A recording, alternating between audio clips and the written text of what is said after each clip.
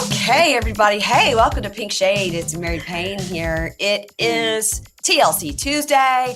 I'm with Kimberly. She was making me laugh and also gross out. Traumatizing her. Yeah. With poop stories. No. Mama doesn't want to hear about it. The P word anymore. Usually on these shows, the P word is something else. Yeah. I feel like they say the P word a lot on This Is Polly. Yeah. It's a lot of beep. Mm-hmm. Mm-hmm. She doesn't want to beep my beep. Yeah. Keisha and I are always like, she doesn't want to. I know. There was one in this and I was trying to figure it out, but I think he just said fucked. Josh said something in this episode. It was like, I think you're bleep. YOU_RE bleep. I think you're fucked. I think it was fucked. I got to say that I stayed up till 1 o'clock last night writing these notes because Thursday to Monday, I've had an HVAC person at this house, sometimes twice a day, every single day. Wow. I had a broken AC unit upstairs here in my bedroom that got fixed and then started pouring water from my ceiling. So God. Then they had to come back. And then they fixed it. And then guess what? More water started pulling from my ceiling. So then they had to come back. So this morning I had the two HVAC guys, the ones that had been rotating coming to my house, plus my contractor, plus an island contractor that is going to be fixing the drywall paid for by the HVAC company because they're the ones that made the mistake. With my contractor also realizing when he put in our attic fan, he put in the wrong type. So now he's fixing that for free. And Is there any other damage besides to the drywall from the water? No. Okay, good.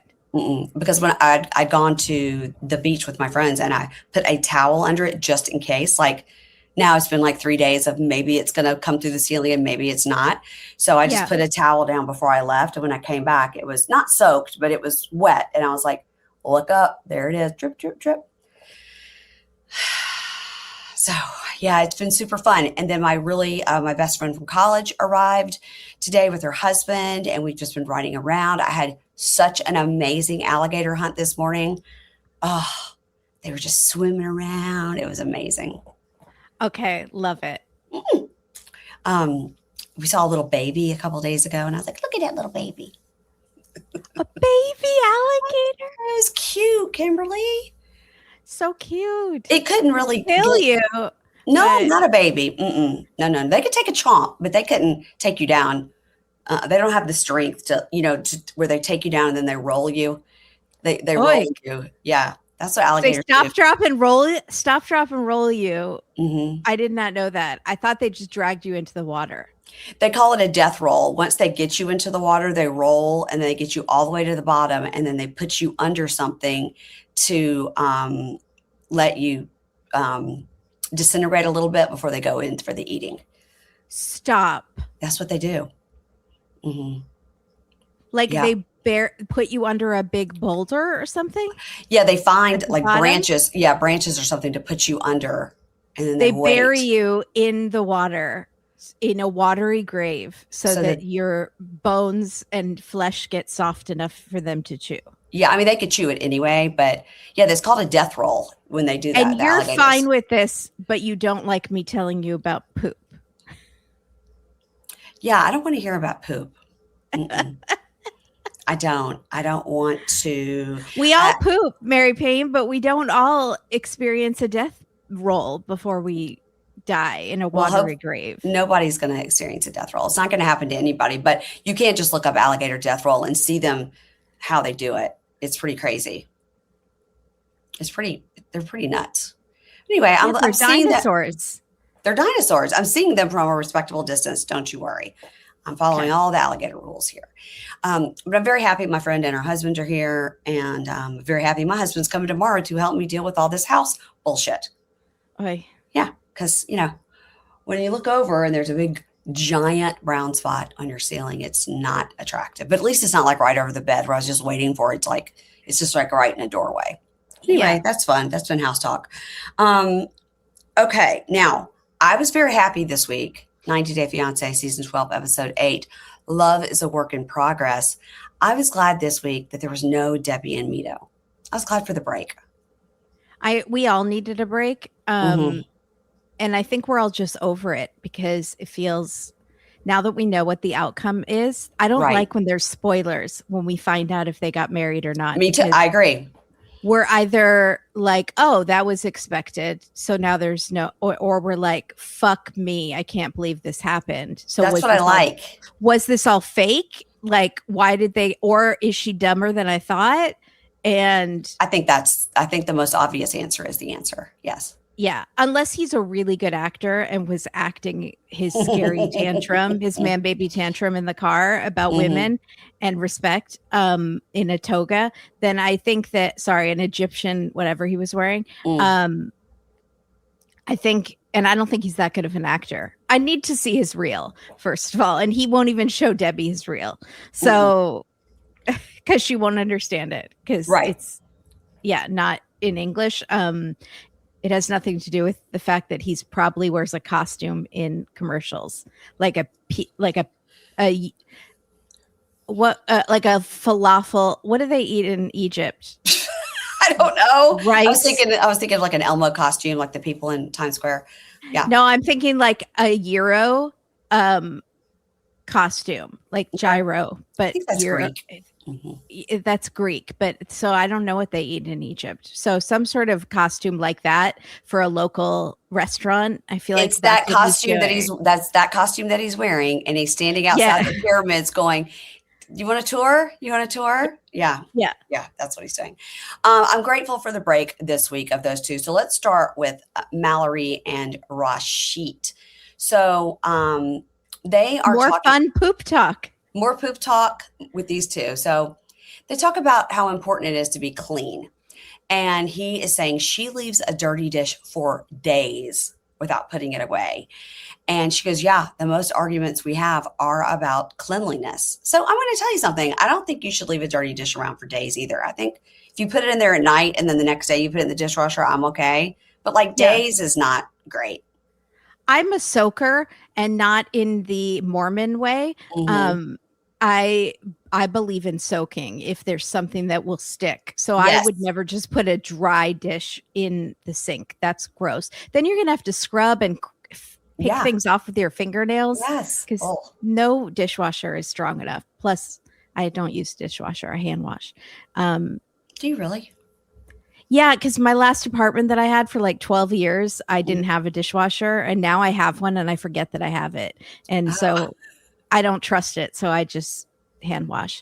Okay. You're like the Plows. No dishwasher. I feel like a bigger deal was not having a garbage disposal for 12 years. That's really annoying because you can't let any food get down there.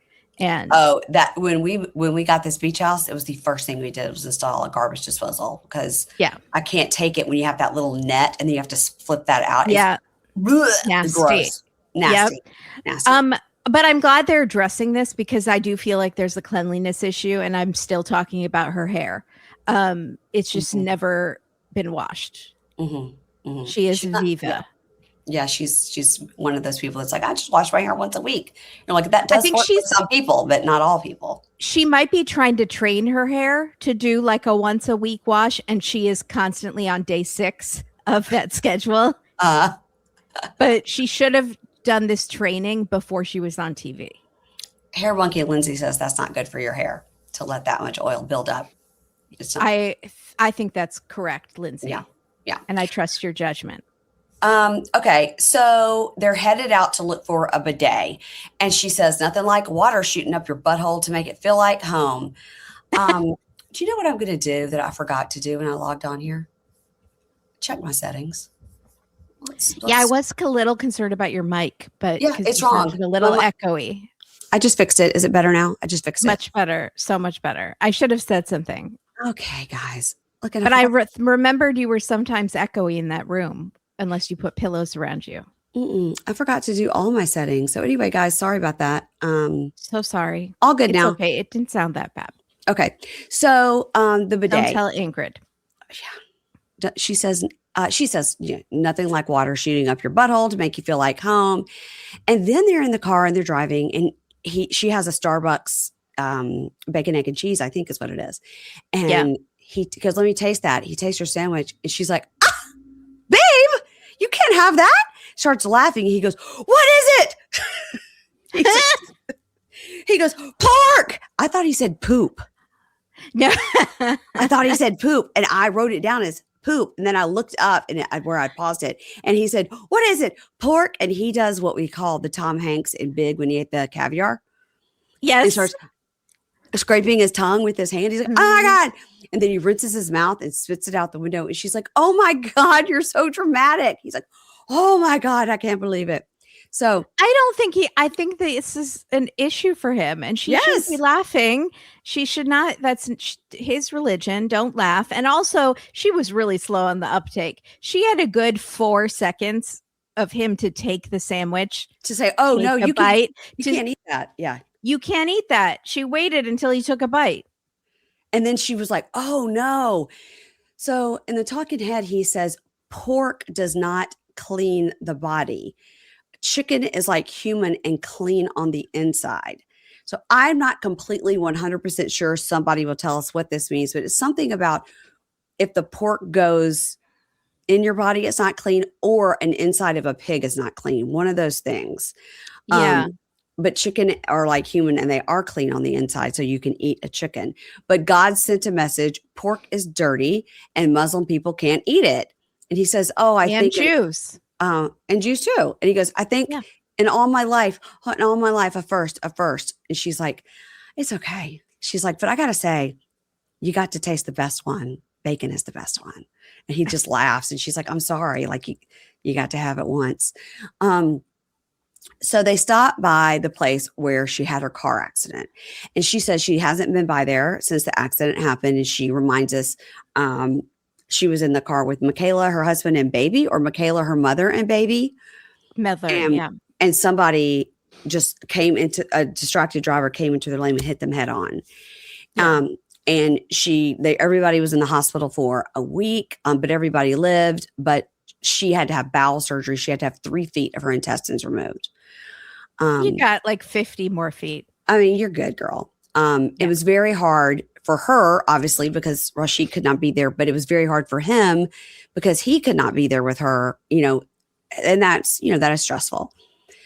So then talking head, he cries and says, if you would have died, I did not ever want to marry anyone. That would be it. I would say that was Mallorie. I love you so much. It's very sweet. Aww. I love them. I love them. If you felt stuck trying to lose weight, you're not alone. Enter Weight Loss by Hers. It's designed to support you in reaching your goals, and Hers now offers access to an affordable range of FDA-approved GLP-1 medications, including the Wegovy pill and the Wegovy pen. With Wegovy at Hers, lose up to 20% or more of your body weight when combined with diet and exercise. It helps you regulate your appetite, eat less, and keep the weight off.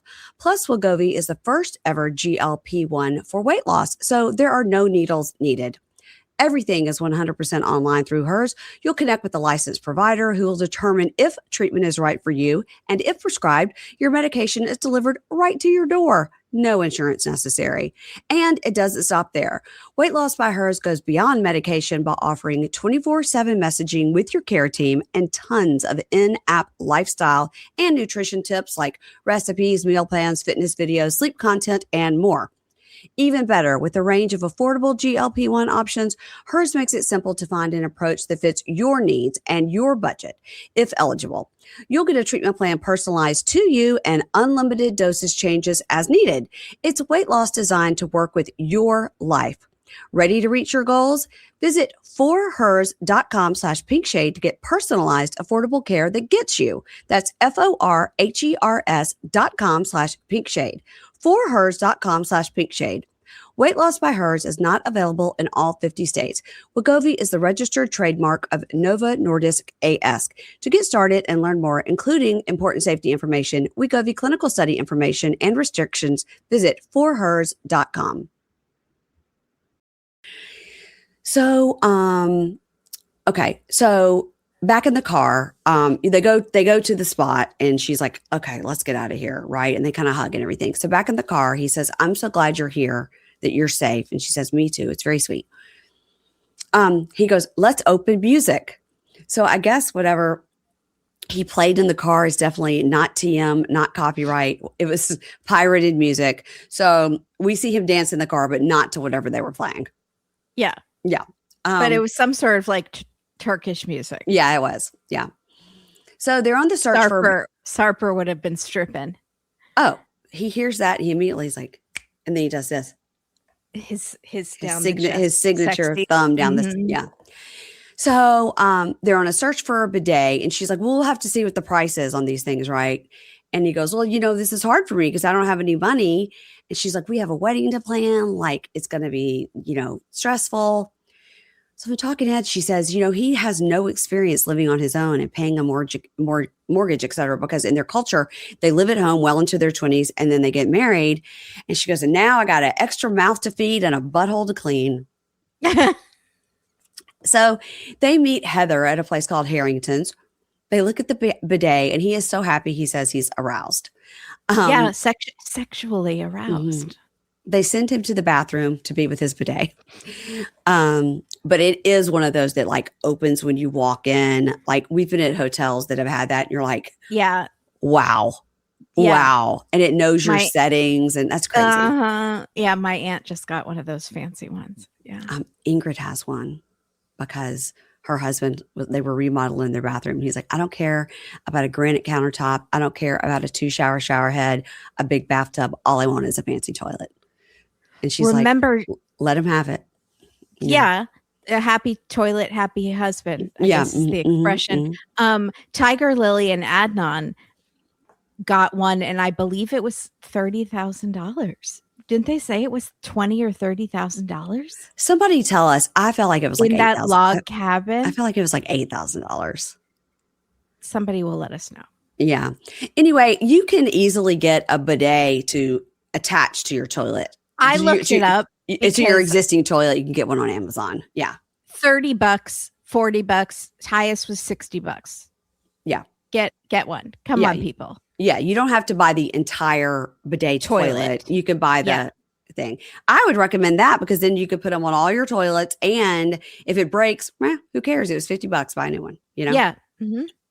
So anyway, she says, let's look at a cheaper one.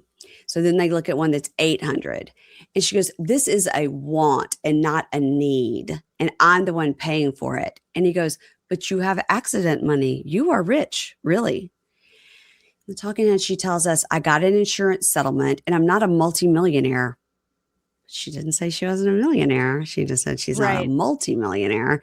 And she goes, and it's in a brokerage account, which I can barely access, which is good. That's good. Know yourself, know that you would spend it. So yes, she put it in an account to give it a few layers that she has to go through before she buys something big. And she goes, and it irritates me that he thinks this money that we could just blow on stupid shit. Like it's my money and I want to build my future with it. But what if then he's not in it? Then I'm broke with no money and no man. So I don't think getting him a bidet is stupid shit. I think it's very important for him. Yeah. And they don't have to buy an $1,100 or an $800 one. They could get a lesser model. So this is, I think they are struggling to find issues because they're really pretty good. Yeah. Yeah. Except Brandy. Don't forget about Brandy. You say, and the kids. Brandy. Are they going to ever bring up the kids issue? No, that was they will. But once they realize the toilet issue is not going to be a big one for the kids. Okay, we're going to talk next about Marissa and Edward. And if you guys missed Pink Shade Live last Tuesday for on the paid feed, we do a live once a month, and I shared on there that a listener had reached out who, spoiler, fast forward if you don't want to know this, Marissa and Edward also got married. And it was in their local thing with the florist posted about it because I guess they got the flowers for free or whatever. And this person lived in Bluebell and said, Marissa's mom is 75 years old. Incredible. Saw her again this week and thought there's not any way this woman is even barely 55 years old. Holy cow. I know. It's Holy incredible. Cow. I told this listener, not even kidding, not joking, all jokes aside, find out who this woman's doctor is because I can drive to Pennsylvania to get work done. Like, yeah. my God. Except this work is expensive. Whatever work she's had is expensive. Yeah, you're right. I have to save up for a long time. Yeah. Yeah, I have to sell some more ads. Just a few more. Yeah. All right, Marissa and Edward, here we go. Okay, so he's fixing a fence in her backyard because it really bothered him when she said it was like having a third child. So he's trying to help out around the house, but he doesn't know how to fix a fence. So he keeps blaming it on the imbecile who fixed it before him. Yeah. And it's not his fault that he doesn't know what he's doing. So he basically just welded it together so the gate part doesn't open. He just hammered it shut. And he shows her and he's so proud. And she's like, what if we need to use the gate part? And he's like, no, you don't. You can go around this other way. She's like, what if the gardeners need to come in? He's like, no, they can go through the house. It's fine with their lawnmower. But she was like, we have a fence around part of our backyard and one side does have a gate and the other side doesn't. So her whole thing was like, what if like the guy needs to come in to mow the lawn? He goes, he can go through the other side. She's like, no, he can't. There's no gate over there. That's the point of a gate, is to be able to come into the backyard. Yeah. Hilarious. Mm-hmm.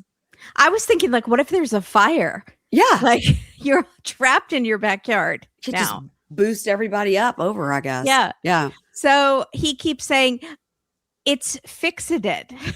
It's fixated. Mm-hmm. And they're holding hands as they're walking around looking at the fence like they love each other, but they actually hate each other. There's so much tension and she's very cold.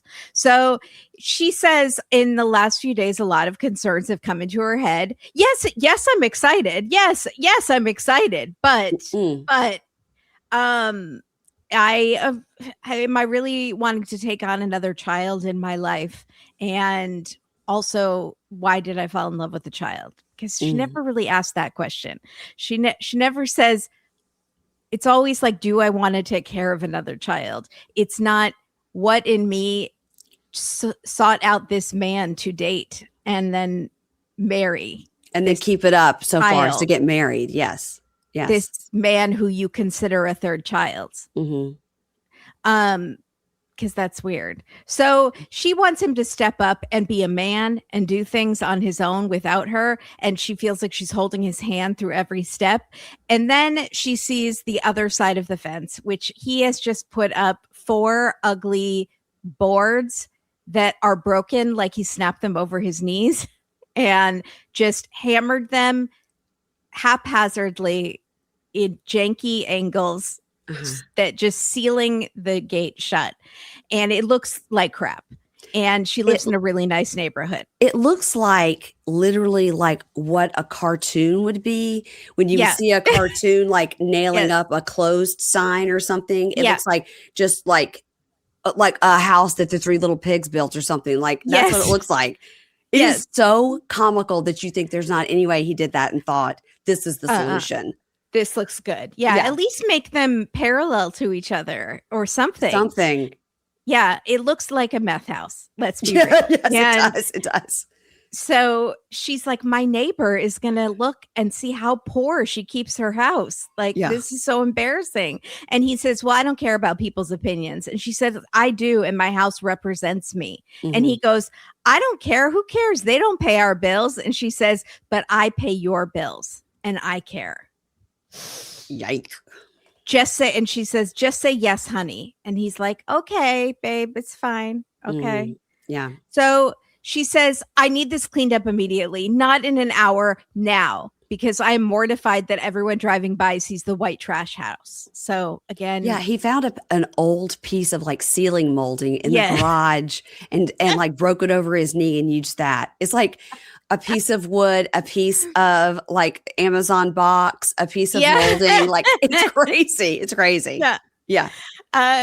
But she is talking to him like he's a teenager. But again, he is acting like one where I felt like I don't even have anyone in my life where I have to constantly be on them. You have a child and a husband that would probably act like this, 2 children, where it's like, can you do this? And they'll say yes, but then they need help with every single step or do it wrong and you have to fix it. Yep.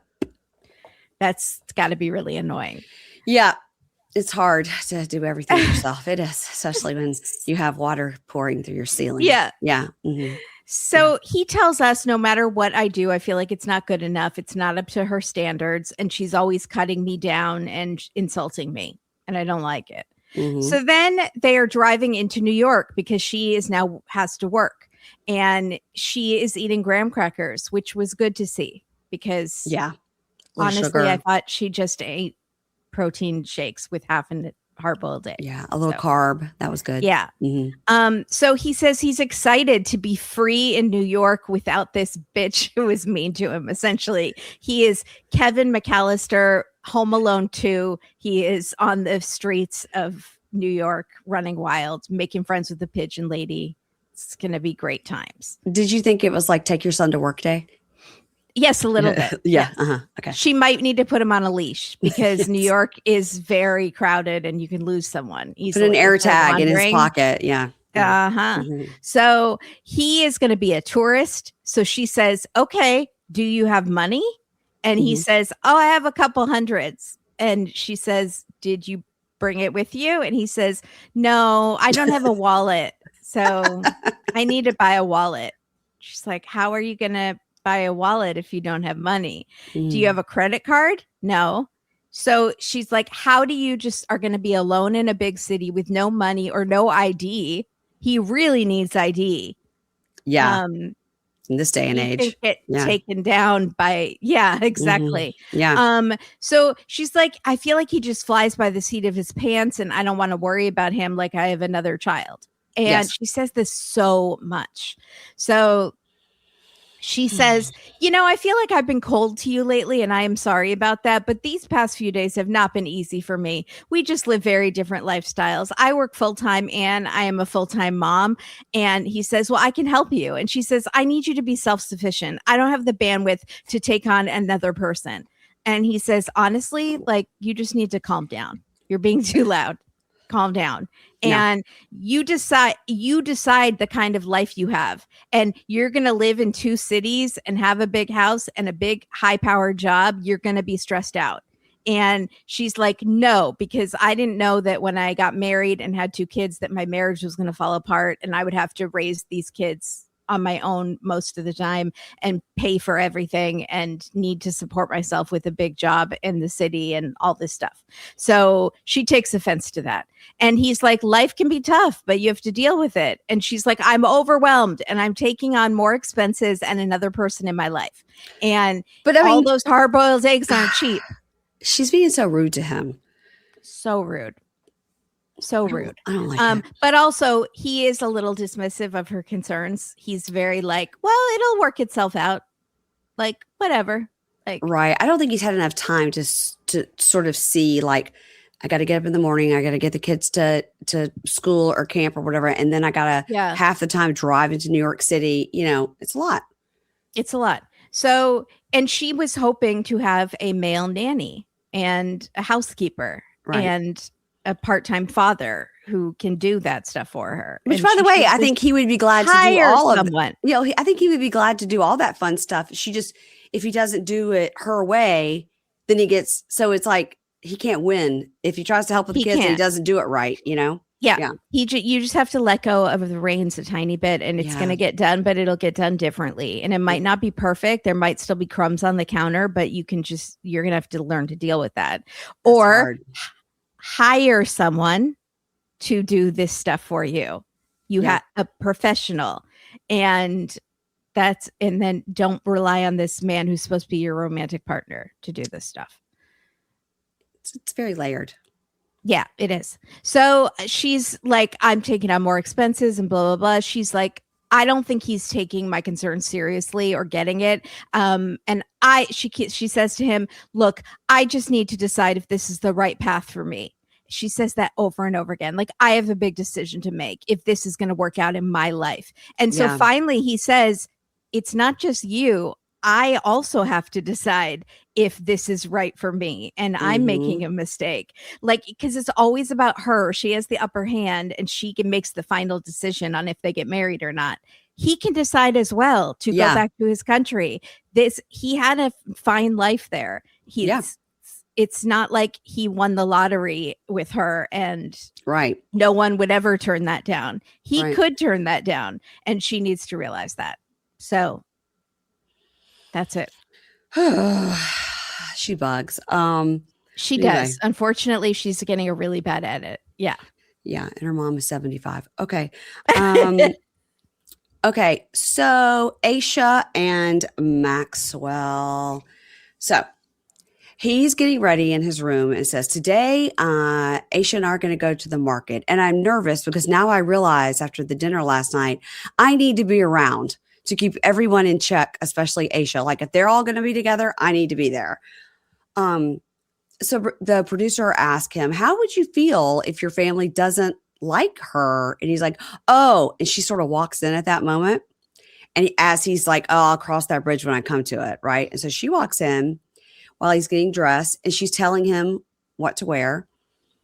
And the producer asked them and the talking head together, do you think that Maxwell has a good sense of fashion? And she's like, oh, Lord, I'm going to get in trouble. But I have it ingrained in my mind, that blue suit he wore when he first picked me up.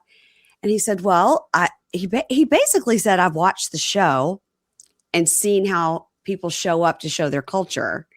Yeah. Or other shows. Like, I think he was like any show, you know, when someone's at the airport with flowers, you know. Yeah. I kind of felt like he'd watched this show. It's possible. It's possible. Yeah. He said, so I wore a blue senator, which I guess is the name of the outfit, to sell my culture.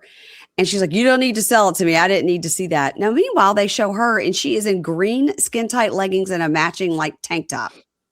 I thought he looked better than she did. I didn't mind that blue suit. I didn't either. The boots made it look like he was an inmate a little bit. Like a little bit. So, but I didn't mind the suit. I thought it was a nice color. She's like, where I come from, we say he look real country. Okay, girl. So they talk and she's like, I'm going to pick out what you're going to wear. Like you can't wear long sleeves. You'll be hot. That short sleeve will work. It'll go with what I'm wearing. And, he's like, you're wasting time in here. Go get ready. Go. You don't need to stand here and tell me what to do. She thinks she's like Kim Kardashian or something. And like every time they step out on the town in the African market, they have to wear like color coordinated outfits because they're the king and queen and people are going to be taking paparazzi photos of them or something. Like calm down. Remember Montana Mills and Justine used everything they wore was yes. Yeah, it's too much. So in talking head, he says, you know, she's bossy and my family expects peace, love, and respect. And I don't want them to misunderstand her.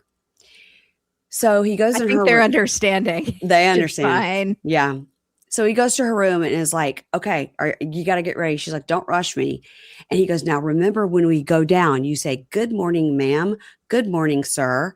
Because they are traumatized already from what you're trying to change about me. I love you said traumatized. And he goes, my mom doesn't like the idea of you changing my eyes, my nose, my mouth. And she goes, you didn't even explain to them about your eye thing. And he goes, and don't say anything about my hair again. The eye thing, we've had several listeners write me, and I'm sure as you as well, that what he has is an actual condition where something does grow in addition to over the white part of your eye, it can grow into your eyeball. And they say it's literally like an outpatient surgery at the eye doctor to get it fixed. And it does come from lots of people in countries where they have like severe sun damage to their eyes. That'll happen. So what she wants him to fix is not just aesthetic. It is for his vision as like well. A medical condition. Okay. Yeah. It's for his vision. But the rest is aesthetic. Yeah. Chemical peel, change the hairline, whatever. Yeah. So the talking head, she goes, yeah, I felt attacked at that dinner. They were not listening about the skincare. They were not listening about his eye condition. I've suggested these things and he's been completely on board. So I was shocked when he didn't have my back. I think he was kind of embarrassed. That he was letting a woman kind of make him over. Yeah. So she walks in and goes, hello, mom. Hello, dad. Hey, mom. Oh my God. And he says, baby, correct yourself. And she goes, oh, good morning, Mom. Good morning, Dad. So in the talking head, he explains you don't say hey to somebody out of respect. You just don't. You don't do it here. You say good morning, sir or ma'am. That's how you do it. To me, this seems like a very, very easy fix, a very easy thing to explain. Like when you're in France, when you walk into anywhere, it's a taxi, a store, a restaurant. It is very rude if you don't say bonjour, bonsoir, and you may feel stupid doing it, even if you just say hello, good morning. If you don't greet somebody, every single person that you walk past, they consider it rude. And so it's a show of respect for their culture. And it just seems so easy. He's just said, don't say, hey, say good morning, kind he sir. Is not saying that you have to kneel on the ground like they made Danielle do constantly in her season. Also, like what's her? Sorry, Lisa. Is who I'm trying to think. Lisa was constantly having to kneel, and then like Submit and Jenny in the Indian culture, you always have to lean down and touch the feet. Yeah, like, all that she's saying is the words you have to use. That she's being difficult on purpose. This is so easy to respect their culture by doing this. Good morning. How are you? Being a bitch instead of hey. Yeah, that's all. So, he's telling the parents, we're going to go to the market and have some alone time. We're going to discuss the visa and what we're going to do. And the mother says, you're not going to discuss these things in the house? And he says, we're going to go alone and discuss it first. And he goes, don't worry, Mom, while we're gone, we're not going to work on my nose or my eyes or my ears. Don't worry. And he kind of laughs. She's not amused.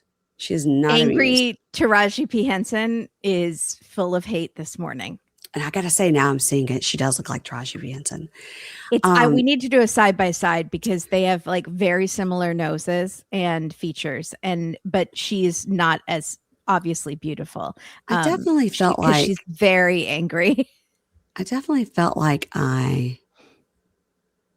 Sweetie Mama seemed like she was very upset. I took some screenshots because I thought it was pretty funny. Let's see if I can find the other one that I Her outfit, the mom's outfit also is wild. Big poofy sleeves. Just it's let's see. It's there she is. The top. Yeah. Yeah. She says, I say I'm weak. I'm weak. Hilarious. Hey, it's officially a hot girl summer, and this is the time of year where I literally thrive because I love to go to the beach. And to me, there's nothing better than getting outside in the salt air and just looking at the ocean. It's such a good reset for my brain. Now, if the beach is not for you, any little change in your routine can give you a great reset. And that's why I love all the products from Thrive Cosmetics. Every product is 100% vegan, cruelty-free, and made with clean, skin-loving ingredients that work with your skin, not against it. Now, lately, I'm very into Thrive's Empower Matte Precision Lipstick Crayon. There are 18 buildable shades. It's super creamy, which is great for those of us ladies of a certain age. It's lightweight. It's not sticky. I really love it. I've got one here at my podcast desk and one in my purse. And I always want to tell you about their Liquid Lash Extensions Mascara. I wear it every single day. Every time you see me on YouTube or wherever you see me in the wild, I'm wearing it every single day. And the best part about it is how it just washes off with warm water. It's great. And did you know Thrive gives back? Every time you use your favorite Thrive Cosmetics product, you're doing more than enhancing your glow. You're helping others shine too. With over $150 million in product and cash donations to 600 plus giving partners, your purchase directly fuels real impact. And that's beauty with purpose. Amplify your spring look with Thrive Cosmetics. Go to thrivecosmetics.com/pinkshade for an exclusive offer of 20% off your first order.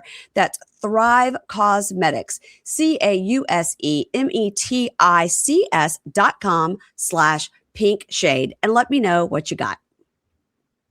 Okay. So the talking head, Maria, the mom says, in our culture, being submissive means you obey the man.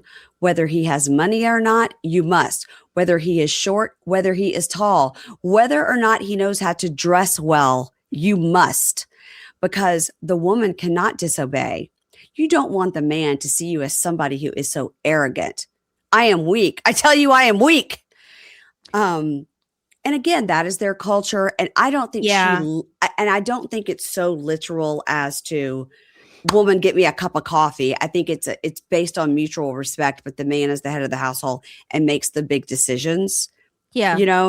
And you're not going to change their culture, especially not one person in a few days. Like, no, just respect it while you're there. So they're in the car and Ashia is showing Maxwell the joy of the personal fan.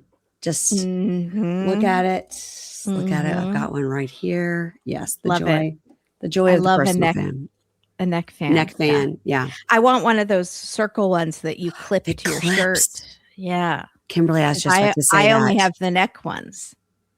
I want the one that you clip to your shirt. You can also clip to your hem and it'll blow up your dress. Genius. Good.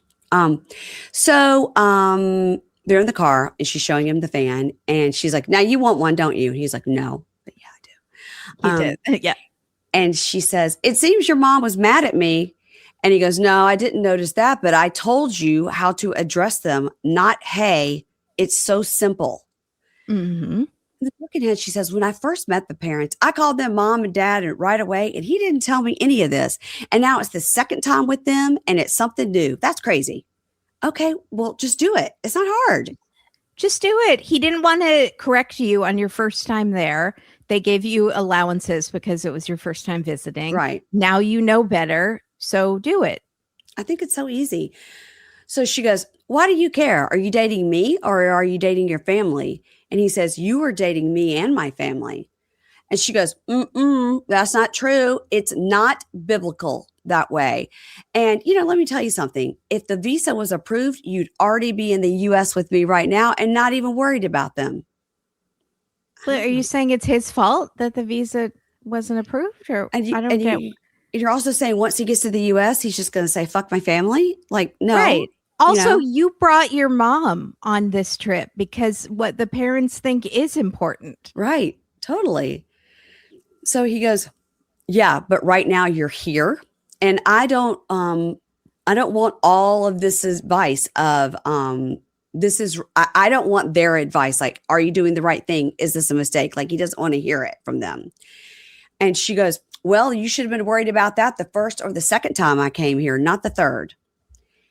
He goes, well, now I'm thinking about the visa. And now I'm thinking maybe it's a sign. Maybe God doesn't want us to be married.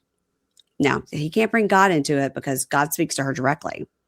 Yeah, because he'll just be like, no, God's telling me. No, bitch, God's telling me. He just told me. Mm-hmm. I'm listening to him right now. Special, like Cyrano de Bergerac. Like, he's right in my ear. Yep. God right breaking news. Mm-hmm. He just told me you're full of shit. Mm. You could do it for anything. He could tell me he wants you to change your outfit because he doesn't like that blue on you. He told me that you need eye surgery and fix your hairline right now.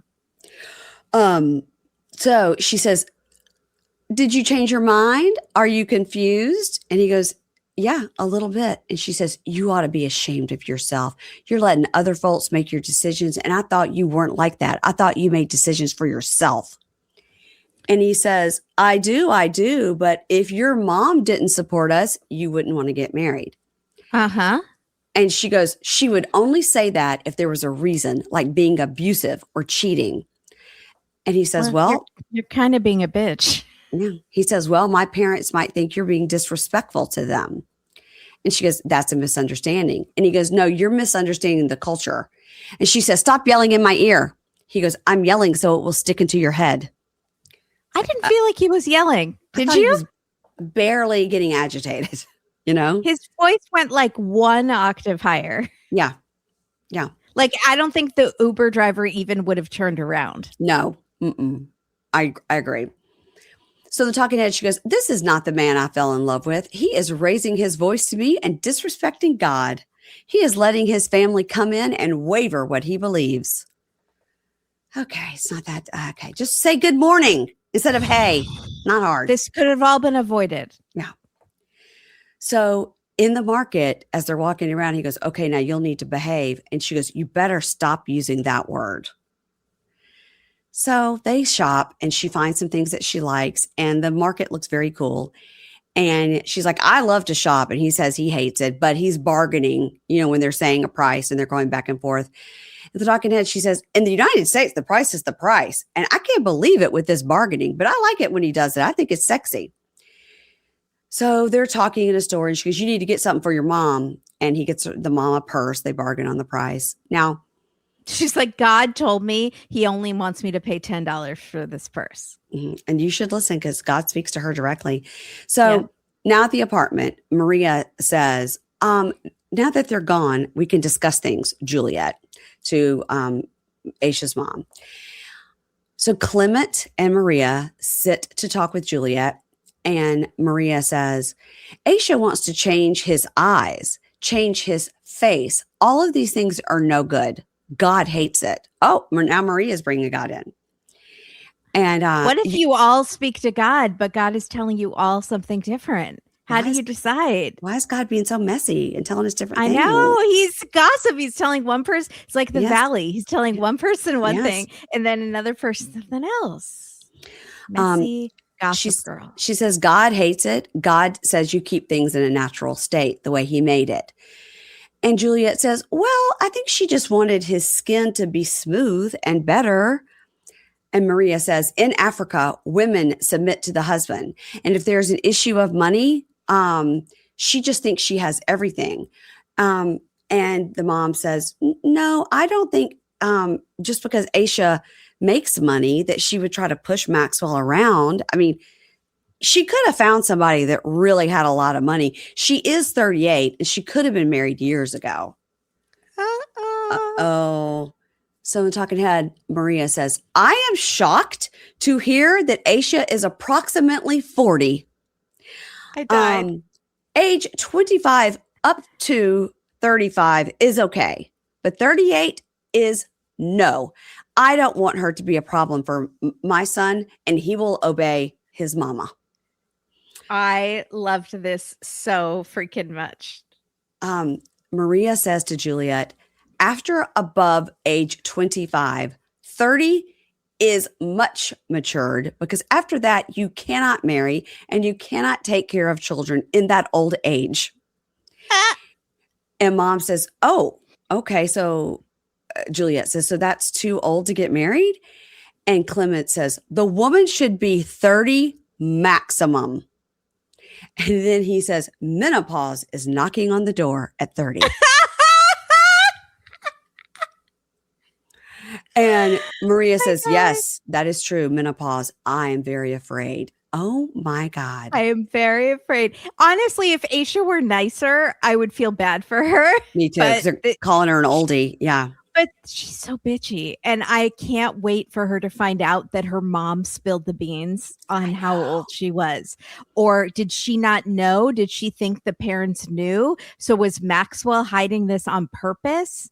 How old is Maxwell? He's quite a bit younger. Okay. So he's 28. She's 38. Yeah. 10 years. Mm-hmm. I cannot wait for her to find out. This is going to be. Now they have another reason to hate her. I know. I'm so excited. This is. And Juliet, you could see her. She's like, they didn't know. They didn't know. I don't know what. We don't know what age Maxwell said she was, though. Right. She looks 30. Yeah. Incredible. Okay, let's go on to Thomas and Paula. So they're bugging. Oh my God. If he's so allergic, why isn't he carrying an EpiPen or Benadryl around? And why did he stand over the bottle with the lid open? I'm still not over it. I can't. Mm-hmm. Mm-hmm. And again, I see all the listeners that have invisible diseases and allergies and stuff. He is full of crap. And also, if you have Crohn's disease, you're not supposed to eat all that beef. Like, you're not supposed to eat paleo. So I don't know what he's doing. He's wrong about everything. a lot of people wrote to say like, no, you can have like severe reactions. And I get all that. Like, I mean, you can have a severe reaction to smells and things like that. And I get it. I just think that from what she has said, he's around people with perfume all the time and never is bothered. It's only because she did it. So I think And he chose to stand over the bottle and glue it shut with the lid open and had no reaction. Right. So unclear what his problem is, but continue. So she shows him these tiny little spoons that she got, these miniatures, and she's like, what do they make you think of? And he says, a bad investment. And she says, they make me remember how warm and cozy a family can be, like cooking in a kitchen together. Sometimes I cry because I am manifesting so hard. And my manifesting comes true. And he says, your manifesting comes true because I'm paying the bills. And she's like, this was funny. 90 cents. So stop bitching. And he says, it all adds up. Look at all these packages you ordered. And there's like piles of Amazon packages that she has ordered. Is that my house? Because that's what my house looks like. Yeah. Yeah. So she's like, we need these things because this is not a rotel room. And he did not laugh. Good for him. And he says to us, like, I gave her a credit card. I trusted her and she's abusing that trust. Okay. She just wants a couch. So she ordered a mini couch because she's going to manifest it into a regular couch. Who knew couch drama would be so big on this show? Because Catie and Josh also had couch drama. Okay. But here's a question. When we saw last week, when they were putting things in the closet, they did seem to be in a bedroom. They only have that bed. So that's the only place they can lay down. So, or sit. But is there a bedroom in addition to the bed in the living room? I think there is, or it's a cordon off space, like a studio apartment, but it's a little bit of a separate space. They have room for a couch. Yeah, I don't understand why the bed is not in the bedroom and there's not a couch in the living room. Well, because it's multifunctional. So it's stupid. Yeah, he likes looking out that window, remember? So he lays down to drink his coffee, completely horizontal, drinking his coffee. Like that's not going to spill all over you. You can get a couch with an ottoman and get real low. Yeah. That's what I do. Get real low. I guess he's not allergic to burning coffee burns. So she wants to manifest a real couch and he's like, fine, let's just keep this mini one and not get a real one. That's a compromise. No, that's not a compromise. Stupid. And then she lies and says that it was on clearance, the mini couch. So she says, look, I don't feel welcome here. It's like he doesn't want to commit to buying furniture, which means it's like he's not committing to our relationship. Like I'm going to be here long term. And so she goes to visit their neighbors, Felix and Anderson, who she met because the doorman, there's a doorman in that building. I don't know any apartments that have doormen.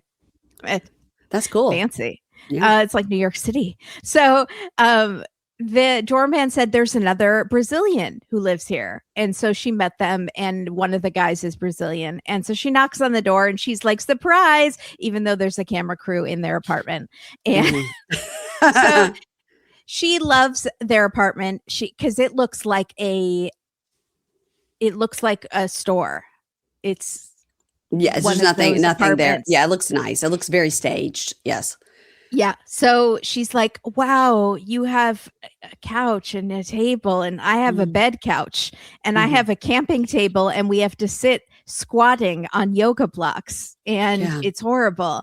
And they say, Thomas is a little challenging. So now you have neighbors who are also seeing it, that he is the problem. Yeah. They're like, he's a little strange. Yeah. Yeah. So she says, I'm sorry to vent. It's just, I work so hard in Brazil and I'm living like I'm homeless. Well, you have an apartment, but you just want a couch. So Yeah. she's like, I have boss and power and tattoos that remind me of who I am because I feel so worthless here. And she said, I was married before in Brazil and I dealt with these bad issues and it ended very badly. And I don't want to be treated like that again. So yeah, no more details about that. She says, I love Thomas, but I love myself more. And I don't need to beg for things that are so normal to have. Yeah. Like a couch. Mm-hmm. And I'm living like a refugee in my apartment. Again, Okay. All right. You are being a little dramatic. It's a little strong. Yeah.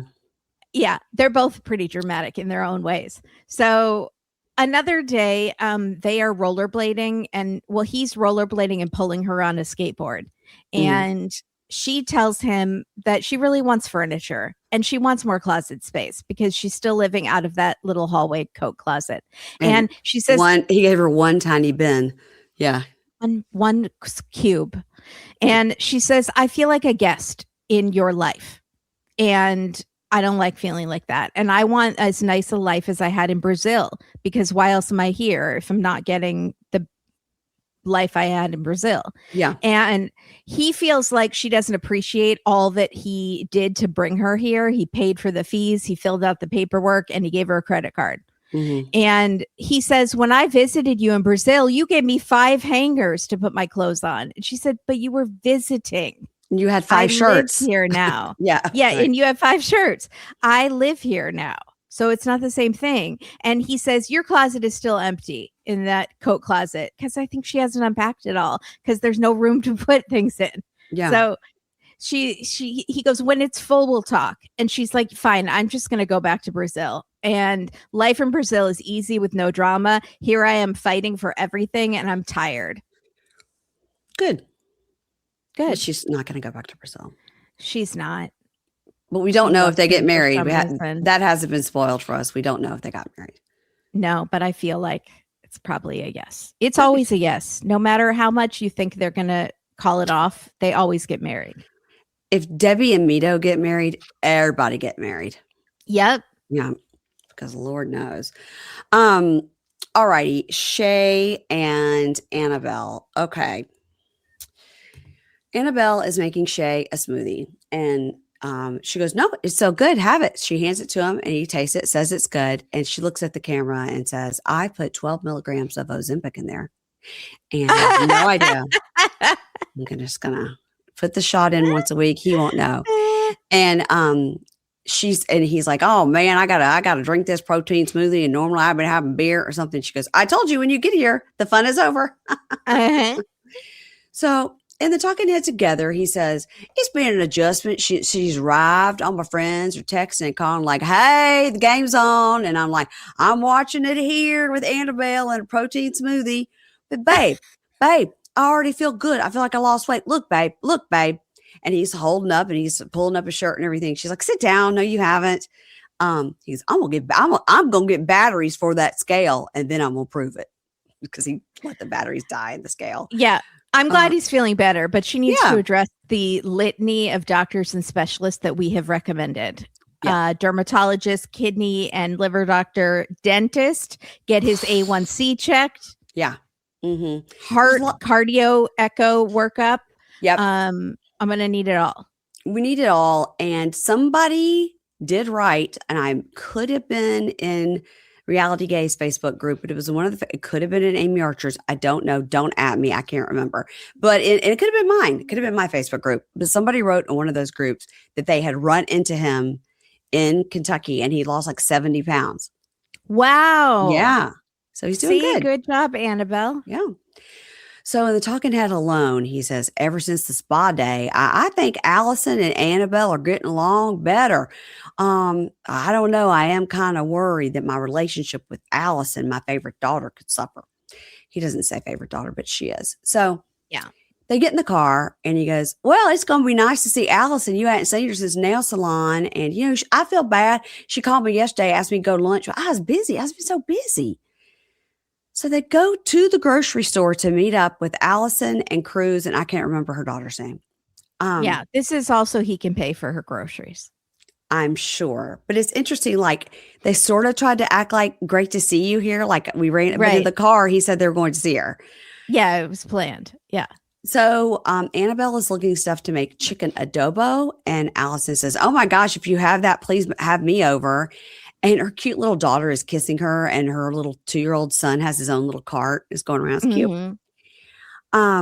Allison asked about Nicole, and Nicole says you've been cheating or something. And he goes, well, now you and Annabelle already talked, so now we don't need to bring this up anymore, right? And I said, why are we doing this in the grocery store in front of the children, talking about granddad being a cheater? Yep. And, the daughter is right there. Right, kissing her mom on the face. Yeah. Also, I got to tell you something. I think her lips look good. Allison's? Mm-hmm. Yeah, I do too. Yeah, because I know you said that her dad paid for all the lip filler, but I don't think they look bad. They don't look crazy. No, I don't. I think they look fine. So Shea and Annabelle are like, we got through it. We talked it through. Everything is fine. And Allison goes, well, since you didn't go to lunch with me yesterday, now I'm going to bring up, did you ask Nicole to get all her stuff out of your shed? Now, Annabelle is holding the little daughter and like rocking her back and forth. It's so sweet. Annabelle goes like, what stuff in what shed? He goes, oh, I got sheds on my property. I forgot about that, babe. And Allison goes, you should tell her to get it out of there. You're just going to get rid of it and throw it away.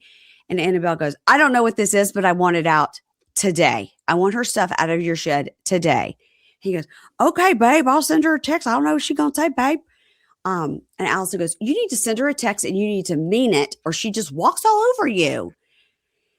They're talking head. Allison says, my dad made a promise to me that our relationship would remain the priority, but now I have to see him at the grocery store. So yeah, I'm really enjoying poking at them. And I like Annabelle a lot. Such a snake. Yeah. She goes, I like Annabelle a lot so far, but I feel like he's not being truthful and she's not asking the right questions. Stuff needs to be said. Yeah, you're doing this because this is fun. It's fun. Secondary, you might like Annabelle, but really it's because you're pissed off that your dad is ignoring you. Yeah, she can't wait to get home and call the other sister and be like, guess what I did? Uh-huh. Shay goes, oh, God, well, you know how Nicole is. She'll say she got no way to get it. She got no truck. And Allison goes, I don't know what the deal is. I don't know why you protect her for no reason. He goes, because I got to run into her sometimes and I want to stay cordial. And also you have a child together. Are we forgetting? He's got like a 5-year-old. Yes. Wait, what? The kid's like 5. Shea has a 5-year-old? While he was dating Annabelle, he married and divorced Nicole, and they had a kid. In 18 months, they had a kid. So he's got like a 5-year-old. Her name was like Maddie. Yes. You've forgotten. Have we seen that child? No. We've only seen drunk Nicole. While he was with Annabelle? Yes. He married and divorced Nicole, and they had a child. They were only married for like a year. Yeah. But does Annabelle know that? Yes. Annabelle knows. And this was the cheating, and they moved on. But it wasn't cheating. He married the other woman. Yeah. He said Nicole was his most recent ex-wife, and they had like a 5-year-old. And then when you do the math, they've been together 7 years. So somewhere in the middle there, when he first started dating Annabelle, he accidentally, married Nicole and got her married and divorced her.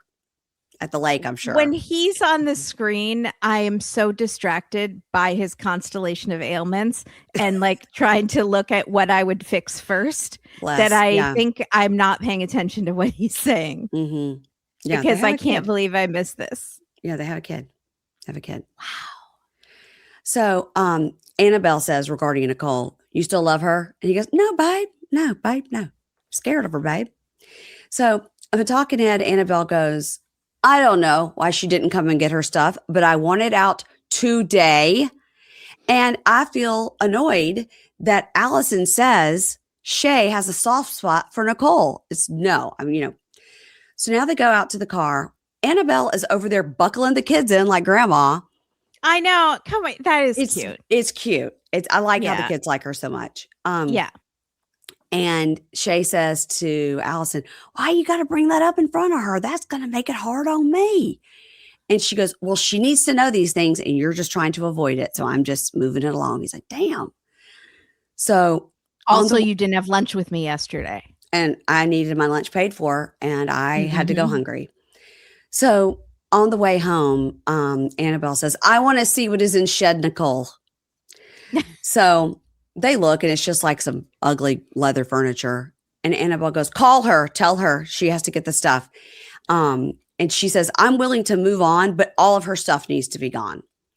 So he goes off, to call her quietly. You hear him go, okay, you need to come get okay, I'll take care of it. Okay, I'll take care of it. Yeah. So in the talking head, Annabelle says, we almost broke up because of his ex, Nicole, and I have suspected something is going on. And I don't know if I can continue if I keep finding out all these lies. Like, what else, right? Mm-hmm. So he goes, to Annabelle, and Nicole is standing there too, right? He says, Allison? Is Allison standing there too? Sorry, I didn't. I meant to say Allison. No, she's not. Okay.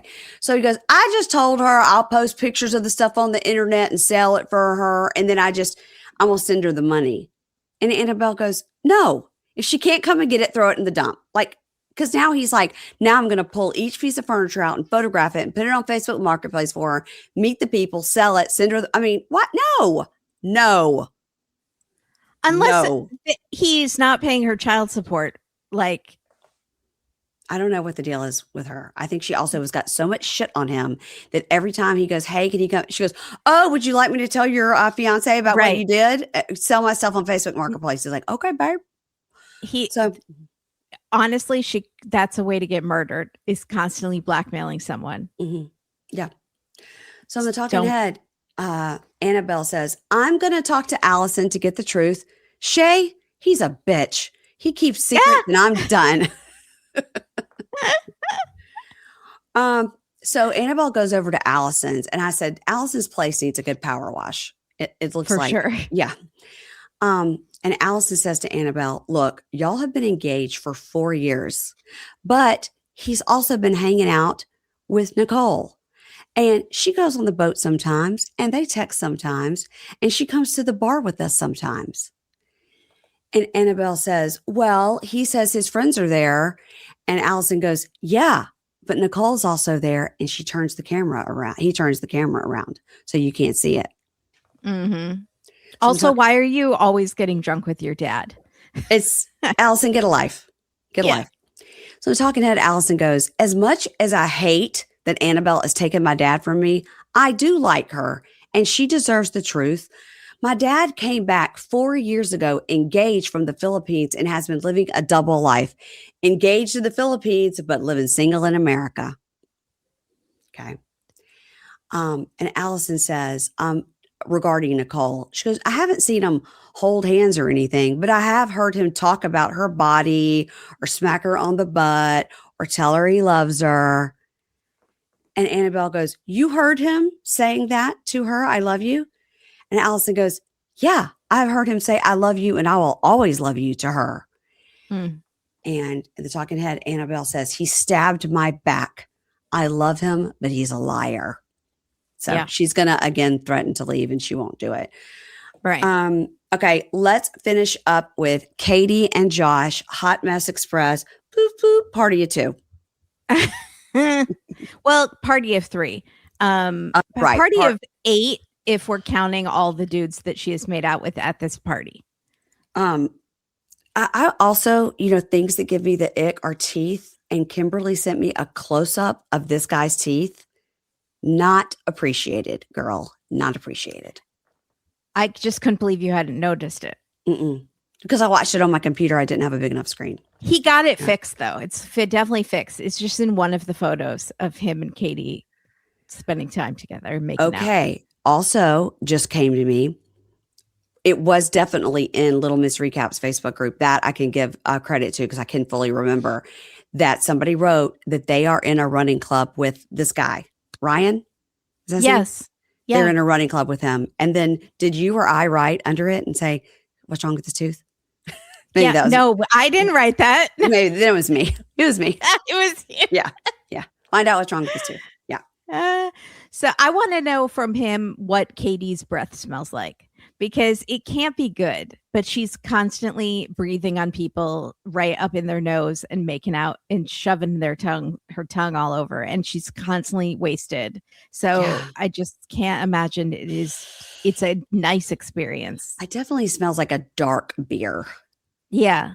Ooh, very hot. So they're still at this party and he is she's wasted, and no, she's half wasted, and they're outside, the three of them, and Josh says, "Are you ready to be married?" And she says, unsure. She says, "I don't."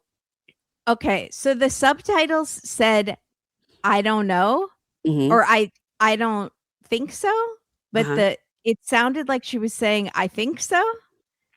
So, because the subtitles are really bad on the screener, and I should have gone on my DVR. Yeah, they're better there.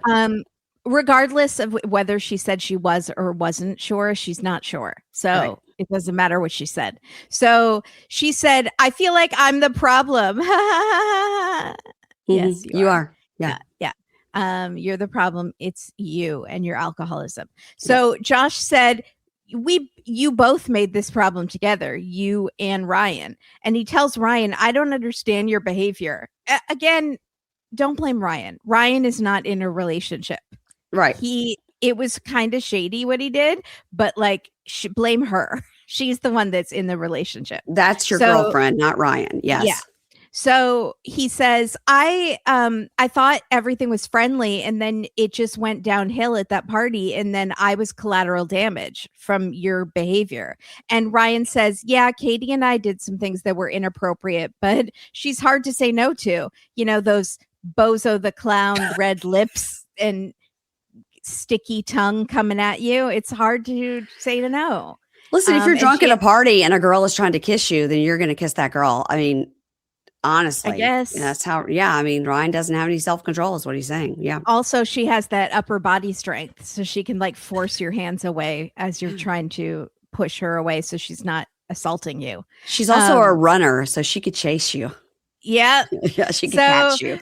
Yeah. Josh says to Ryan, "I can't help but judge someone who would do that, knowing our relationship." And Ryan says, "I made a mistake and I apologize." And Josh says, "I'm glad to hear he apologized but like, how many times have I heard an apology in this situation? I've been apologized from her, from all these dudes. Strangers walk up to me and say, 'I'm sorry, I made up with your girlfriend.'" And he's like, "Do I know you?" So he tells Ryan that in other languages, like, people just come up to me in other languages and like, I don't understand. I pull out a translator app and they're like, "I'm sorry, I made out with your fiance." This curly haired guy in leggings spoke to me in Egyptian and said, "I'm sorry, I made out with your girlfriend." He didn't make out with her or anybody else. He didn't make out with her. No. So he tells Ryan, "You've apologized, but it's happened more times. So you apologized to me right after that party, and then it went on to happen again. So why should I take this apology seriously?"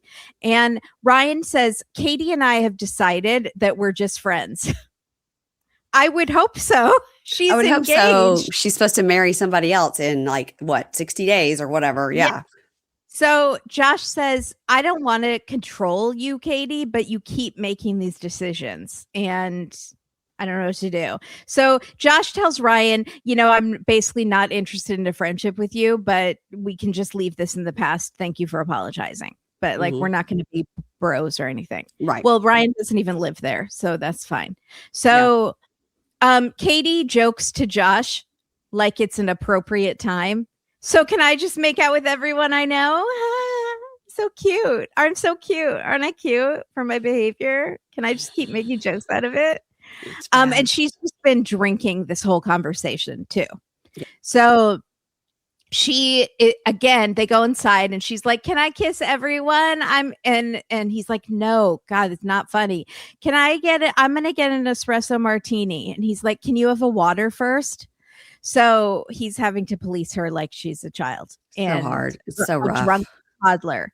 Yeah. And who hasn't learned body space and like personal bubbles. So Catie starts to lean on guys like she does, like she's kind of crawling all over them. And then on Ryan, who they just had this conversation about, crawling all over him. And he's like, "Catie, stop. Be in good mode. You're being crazy mode." And she's like, "I'm in crazy mode." And he's like trying to push her away because he just had this conversation. And Josh is watching this and he's like, I thought we were past this, but we're not. And Catie keeps trying to kiss Ryan. He is pushing her face away and she is not taking no for an answer. She's like, I want to kiss you. I want to make out. I mean, her fiance is right there and a camera crew.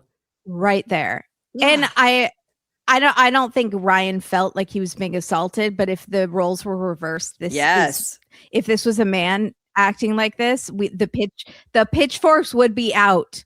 So agreed. This is gross behavior, regardless of their genders. So Josh is like, I'm done. And he walks outside. He should just go home. Go pack your things. Go. Yeah. I have no self-respect for you anymore, Josh. England's pretty good. England's pretty good. Yeah. Great.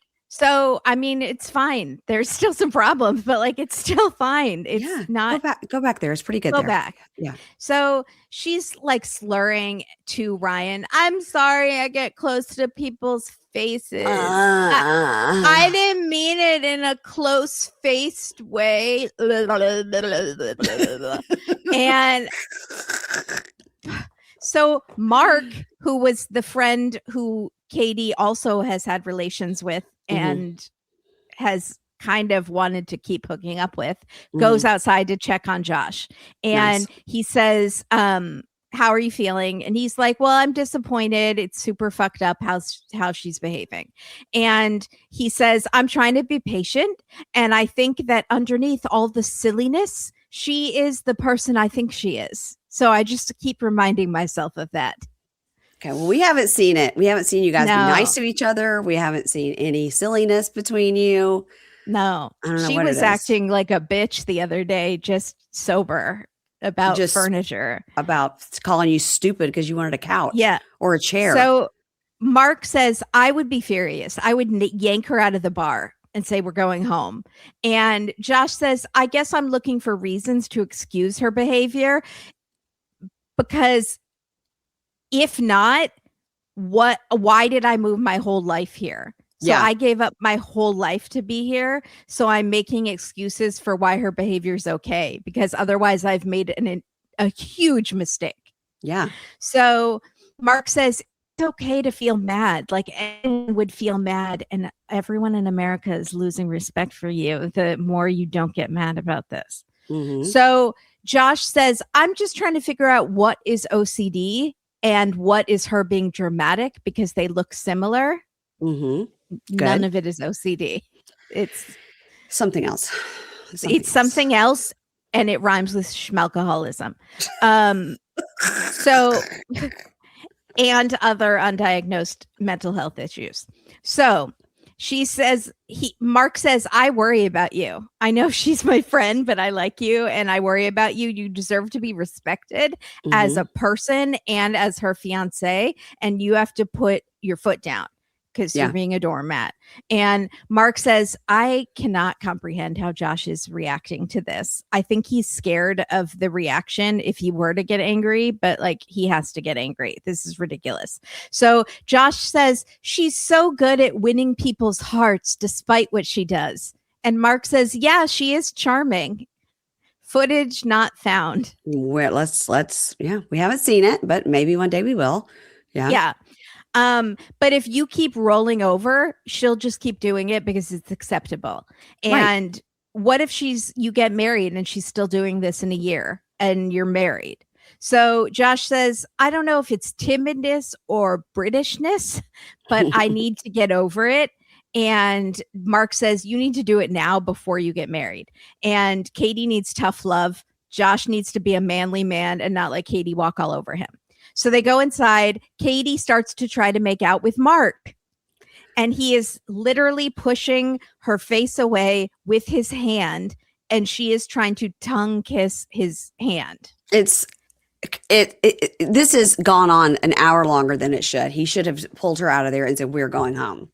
This is gross. Unbelievable. Yeah. Also, even if you don't care that you're being humiliated, she's humiliating herself. Yes. And all of her friends don't want to see her coming when she's had drinks. Yeah, exactly. So you are letting her now, not saying she's not responsible for her own behavior, but like pull her out of there so she doesn't embarrass herself further on national TV and in front of all her friends, Mm-hmm. let alone that you're being humiliated. So Mark keeps saying, you have a fiance. Stop trying to kiss me. You have a fiance, like putting his hand on her face to get her away from him. And Mark says, I think she's too drunk and you need to get her out of here, Josh, like now. And Catie keeps trying to make out, and Josh is looking at her, like giving her a look like he thinks that's going to do it. And she's like, what am I doing wrong? And Josh says, I think you're fucked. And which again, he should have said, I think you're a fucking asshole. Like, I'm done. Like, he needs to yell at her or something. And he says, let's go home, babe.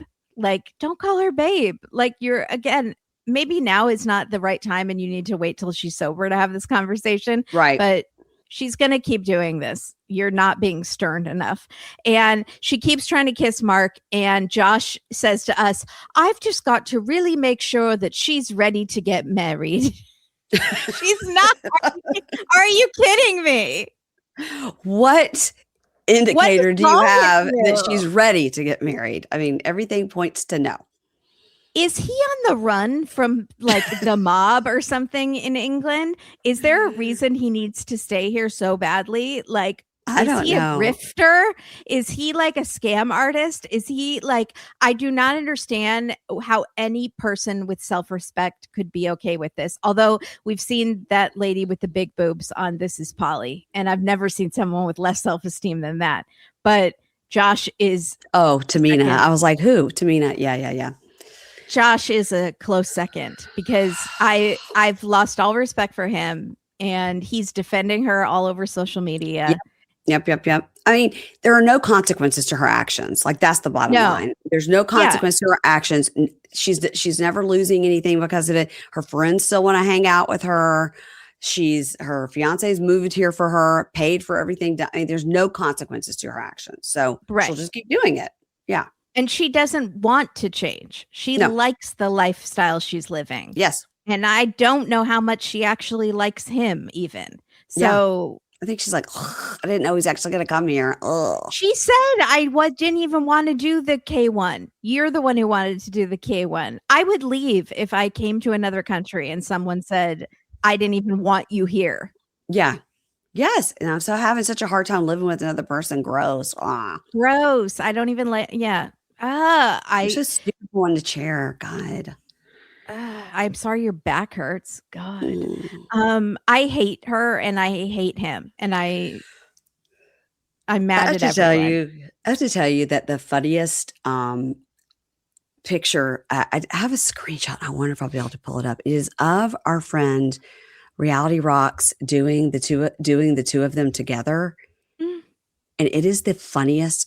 I sent it to Matt the other day just because I could not take it. Let me see. Let me just save these pictures. Add to photo library. Okay, so let me pull it up. I screenshot it and sent it to Matt. And I was like, this is too much. He goes, she's the best. She's so damn funny. Okay, let's see. I'll pull it up. Okay, I'm gonna get some red lipstick. Here's one. Add to stage. There's one. Look at her imitation of Josh. Of him just smiling and looking at her like she's hilarious. You're so funny, babe, when you make out with other people right in front of me. It is so funny. Okay, let me remove that one and let me add another one because there's a second one. I just can't. Here's the other one. I need the puppets to do her. Oh, they have to be doing her. Yeah, the puppets. And then, okay, here it is. Add to stage. Okay, I lost you, but there. Okay, you see it now? Yeah. Look at her. Look at him. Look at her imitation of him. That is what's so funny. I'm like, she's so funny. She's so funny. Isn't she charming? My fiance, my wild and free-spirited fiance. Oh my God. With the red lips. She needs to lay off the red lips too. Do we have anything for Kimberly's Corner? Do we have time for Kimberly's Corner? Do you need to take care of a personal matter instead of doing Kimberly's Corner? No, I can do it. I'm fine. Okay. Because I have a very short Kimberly's Corner. Okay, great. Love it. I have diaries, and this one was called I'm at a Breaking Point. All right. And first we have Olga and Steven. Steven! They are early couple, so a lot of people might not remember them. Yeah, but go back to Russia. I go Russia. That's Julia. I know. Yeah. But Olga is lovely, and Steven was a douchebag and then became much better on an earlier season of Diaries. He really tried to step up. Beautiful people. Beautiful. They people. are. He's gorgeous. Yes. She's gorgeous. They are just way too young to have a kid, and then they had another kid, and now they are separating and divorcing. I don't think I knew they had 2 kids. They had a daughter in New York, and they were already having marital troubles, and so now you know what'll fix it? A baby, another baby. Yep. And so they're divorcing now, and he's moved into a new apartment. She's thrilled that he's moved out, and she has her own place now. So she says she's grown up a lot now and has found her voice and is speaking up when she isn't happy, whereas before she just wouldn't say anything. And she goes to the city to see her friend Natalie, and I was terrified, but it's a different Natalie. Oh, thank God. Thank God. But I hear I have PTSD from the name Natalie now. And we all do. So Natalie takes them to a rage room where you break stuff, and they have a good time. And one of those, she's scared, but she's open to start dating. So she goes on a date with a guy she met on a dating app, a lawyer from Manhattan, because they live in New York. Okay. And I was like, no, I do not trust this lawyer from Manhattan. I bet he's a player. And he looks like a player.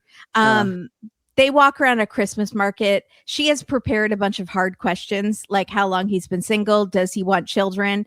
And what I'm looking for is someone responsible, because my ex is Steven, and emotionally available and kind. And he's like, I wasn't expecting all these hard questions on a first date, but it's okay. She's really pretty and she seems nice. So then they go sit on Santa's lap, and it was a cute first date. But I don't think he really likes her. Then Steven brings their son, Alex, who's very cute and very precocious and seems like a lot like Daniel, Tiffany's son. Oh, yeah. It's so just smart. Like older, wiser than his age. And he's had a hard time with them separating, but he feels better now that Steven has an apartment close by and he's going to be spending time there. He has his own bedroom there. And he's like, am I going to get a new stepmom? And Steven starts laughing and says, I'm not even thinking about that yet, but I promise I'll get your approval first. And Alex says, I want to be on a walkie-talkie when you're on your date. And Steven's like, so you can approve? And he goes, no, so I can give you pointers during your date. So it's very cute. Okay. Caesar, the nail tech. Yeah. I cannot believe it's only been 6 years since we first met Caesar. And since he was ghosted by Maria, who we all thought was not a real person. And then she turned out to be a real person. She turned out to be a real person, but she didn't like him. No. He's 53 now, Caesar. Still looks very young. He looks good. He could date Marissa's mom. So he met I don't know what that means even, because he's still 20 years younger than her, but he looks great. So he met a woman, Victoria, online. He is flying to Arizona to meet her in person. She's Mexican. He calls her his Latina heat. I didn't really like that. She's 40, which I felt like was at least more age appropriate than I feel like he was dating before. Yeah. So I'm actually okay with that. She's a single mom. And we see all the stuff with Maria. And then Alona, remember he went on the single life to Ukraine and he met Alona. And because he hired a matchmaker, and she decided the war broke out, and she decided she would rather stay in Ukraine and support her country than come to America to be with Caesar. That has to hurt. That somewhat rings a bell. Yeah. God bless. I'm choosing war over you, Caesar. Right. Sorry. So he and Victoria have only been messaging for 2 weeks, and she asked him to fly to Arizona to celebrate Thanksgiving with her family. Weird. Okay. Weird. He thought that was weird too, but he's going with it. And is he still a nail tech? He's still a nail tech. Yes. Okay. Yes. All right. So she picks him up at the airport. He's happy that she looked like she did online, even though they had like FaceTimed. Yeah. And they go to dinner. She shows him her nails because he does nails for a living, and they're laughing and having a good time. The next day, he's going to Thanksgiving, and he is wearing a Christmas sweater that lights up. For some reason, he thinks it will impress the family. No. Not sure why. No. Mm-mm. But he shows up at the house, and there's a Christmas wreath on the door. So I thought that was a really good sign. Is it cold in Arizona in December? No, not at all. He's going to be sweating. Okay. Sweating. So they probably have the AC on. So, but she opens the door. She really likes the sweater.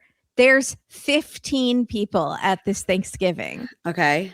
And they all sit along this one side of a long table while he sits on the other side, and they grill him.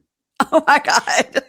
And they're like, how old are you? And he says, in dog years, I'm 25, but actually I'm 53. That's not funny, nor is that true. No. And then one of them goes, where's your other earring? And he says, I only wear one. And they laugh. And then they say, where do you see this going? And he says, well, I plan to treat her like a best friend. And I'm looking for someone I can share the good times and the bad times with. And they liked that answer. Okay. And then they love his sweater. And they have a live, laugh, love, sing, dance sign. So, okay, nice. Yeah. So good times. The next day, they go to a light festival, he and Victoria. He brings her flowers. They're getting along. But then she reveals she wants to get married, and she wants to only date if it's with intention and it's going to lead to marriage. And if they date long distance, she wants a plan of where it's going. And he says he's not sure about marriage, but he could be down for a long time partnership. And she does not like this. And it gets really awkward. And she says, well, I think if you're an adult, you should know if you're going to marry the person within a few months. Okay, and Victoria. He's like, wow, this is moving very fast. And he's like, I'm not opposed to marriage, but I would rather go slow. And I was like, you're 53. Well, yeah. Yeah, I think he's probably too set in his ways. Yeah. Yeah. And she says she's a control freak, but she needs a plan, but she needs to work on loosening up a little. So the next day, it's super awkward. She's taking him to the airport. And then he says, look, I get about what we talked about. I know what you're looking for, and I get it.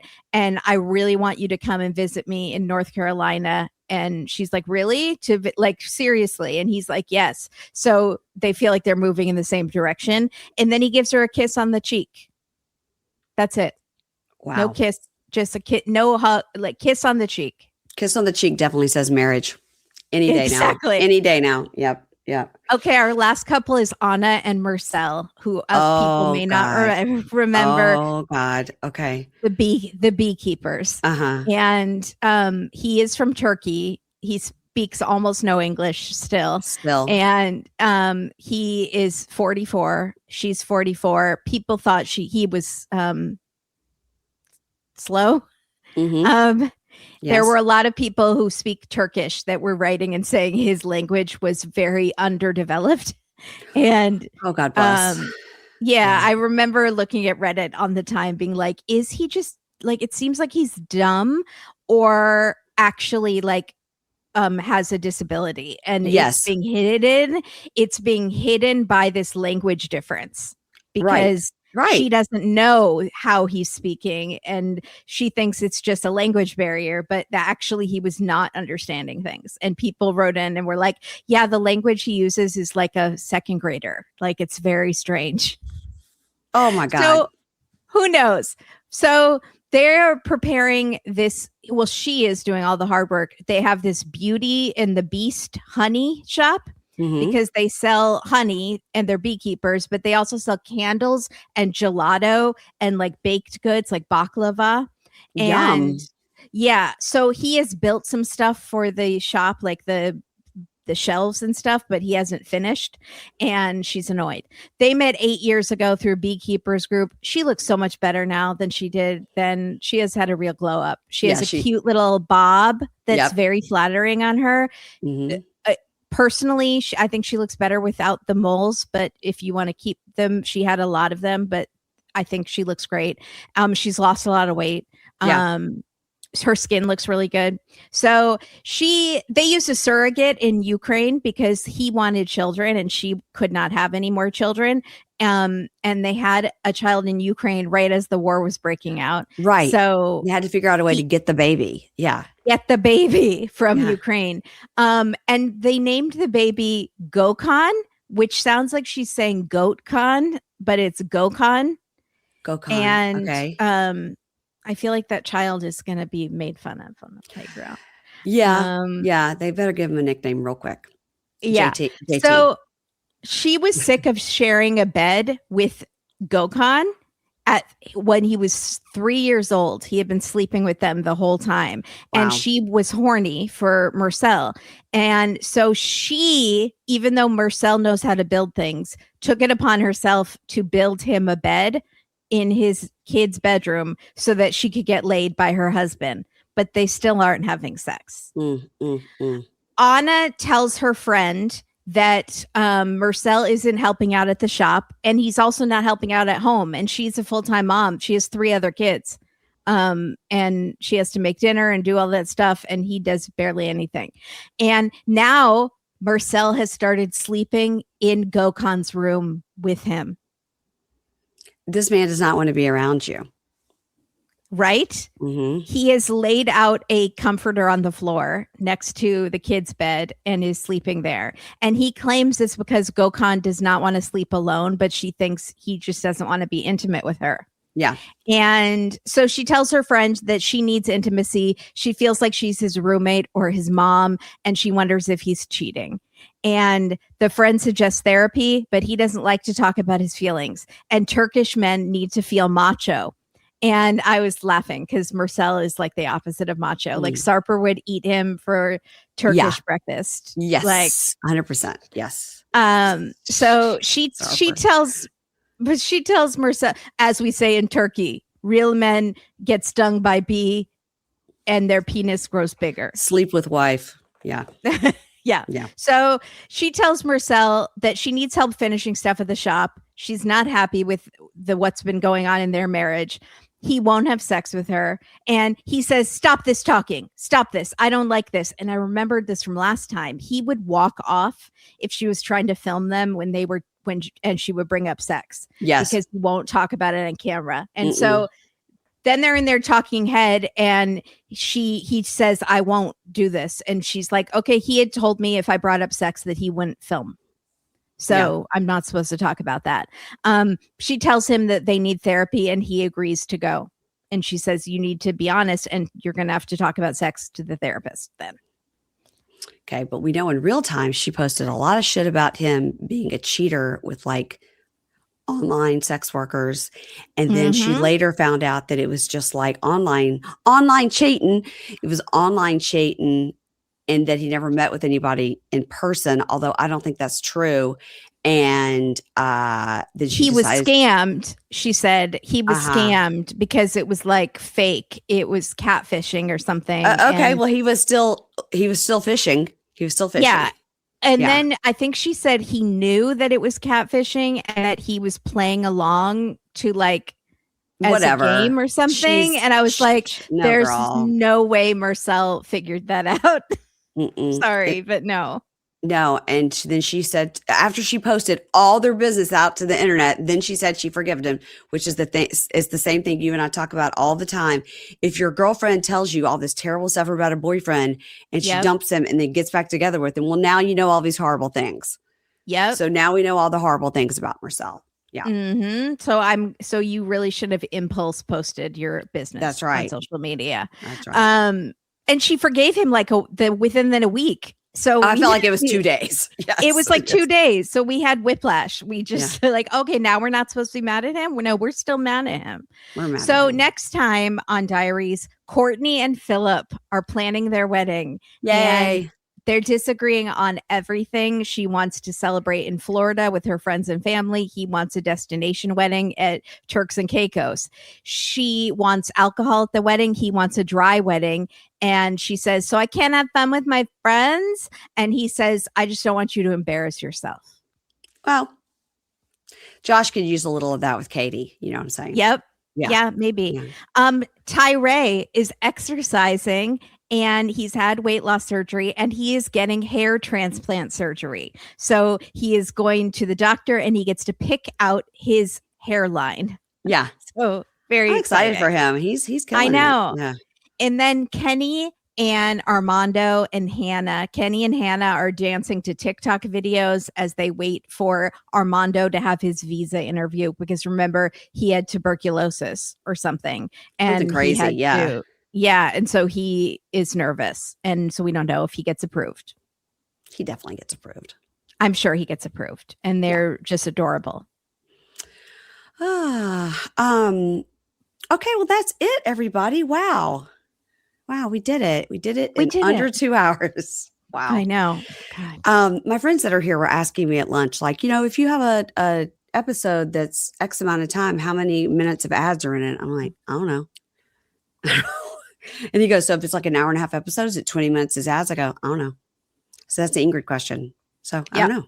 It's like, wow, what a deep question I never thought about. So, because I was trying to explain to him about host rate ads versus programmatic ads, and they were fascinated Were about the whole stitch. Yeah, I was like, thank you for being interested in my job. Nobody ever is. Nobody cares. Nobody ever asks me any questions. Not know what the show is called. Yes, that's interesting. And they go, we watched some of your videos. Like, you're funny. I was like,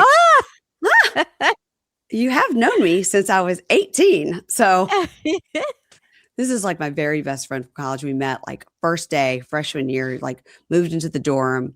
It's my friend Emily. And I'd never met a Yankee before. Ever. It's crazy. It's Allentown, Pennsylvania. I was like, whoa. I saw my parents. You won't believe this girl's accent. Oh my gosh. Yeah. Okay, that's hilarious. Yeah. Also, are we allowed to say Yankee? I just saw a post on Reddit that Yankee is apparently offensive. And I didn't know that. Well, Emily would not be offended because she knows that she was a Yankee, but now she's lived in like Mississippi in the South for a long time. So now she doesn't consider herself a Yankee anymore. Gotcha. I mean, it's offensive. I'm sorry. I mean, come on. I don't think it's offensive. What can you say? Nothing. Yeah. Okay. Apologies to the Yankees out there, I guess. No one is getting offended by it. I guarantee you. That we've said so many worse things. I have said so many worse things.